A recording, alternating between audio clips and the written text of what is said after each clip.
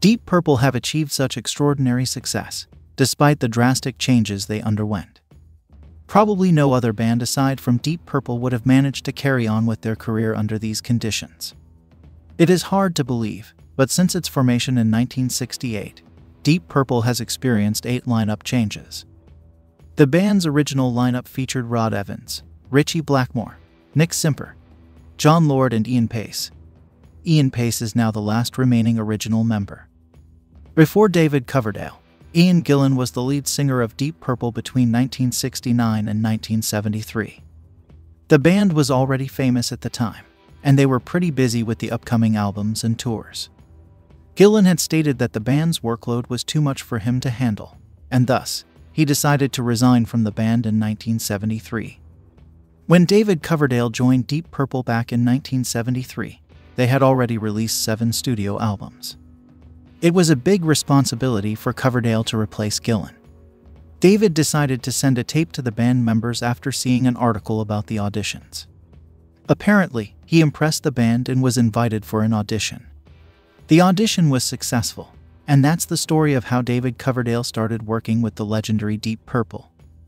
It seems like David Coverdale was Deep Purple's primary option as their lead singer, as revealed by the bassist Glenn Hughes. After many years, Hughes revealed that when Ian Gillan left the band in 1973, Deep Purple keyboardist John Lord initially asked Paul Rodgers to join the band as the lead singer.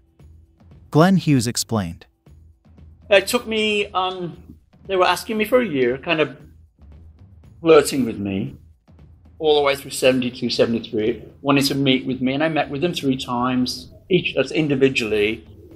And then in April of 73, I was playing in Baltimore, Maryland, and I had 2 days free, and they were playing in those days at Madison Square Garden. And John called me up and said, "You want to have dinner tomorrow night? We're playing here. After the show, we can go out." So I said, "Cool, I'll be there." So I saw them play, and it was incredible. I mean, they were on fire, really on fire. The next day, in the Essex House, in the boardroom, the room there in the Marriott Essex House on Central Park, I'm sitting with John Lord, and I'm sitting with Ian Pace, I'm sitting with Ritchie Blackmore, but there's no Ian Gillan, there's no Roger Clover. Remember, I didn't know what was going on. Mm-hmm.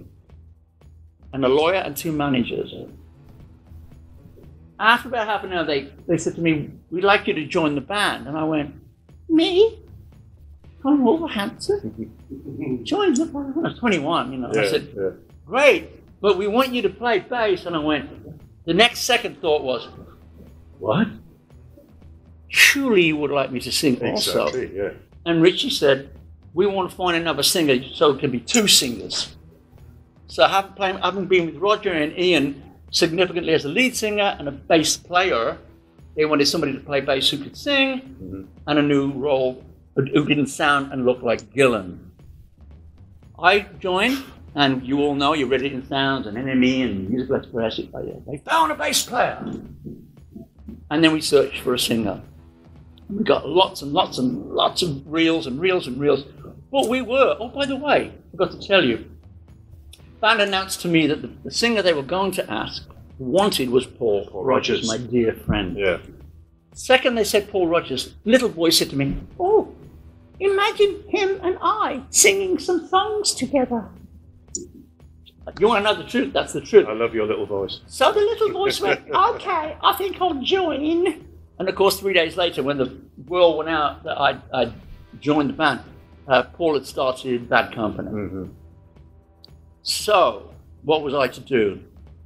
I'd made friends at the Ian Pace. I'd actually moved into his house in London, and that's where it started. And after about 6 or 7 weeks, we started to receive reels and reels and reels, and maybe over maybe 500 or 600, until one day we found a guy from the Northeast sent a song, Righteous Brothers song. "You never close your eyes." Down there, you know. Ritchie went, "Hang on a minute. That doesn't sound like anything we've heard before." And of course, "And I just feel like crying." With my voice, he said, "Hang on a minute. We might have something here." So we invited David Coverdale to come down on the train. David came down with a bottle of Bell's whiskey to, well, I wouldn't say audition, that's a horrible word. He came down to play with us. He was a little bit legless, and we started to jam with him. And then Richie, John, and Ian went for lunch, and I said to David, why don't we stay here? We'll go to the piano. We'll do something quiet. See how our voices mend together. The great and glorious thing about that was this. His voice was deeper and wider, and mine was bright and, you know, the Glenn voice. Yeah. But what most people don't really realize is we had the same vibrato, faster, the same exact vibrato to the point of injury. So when they came back, we played them what we had come up with, and that was a big part of him getting the gig. And I love him. I've always loved him, and I always will. So glad he got that gig. Thank you for tuning in, and please hit that like button, it's appreciated.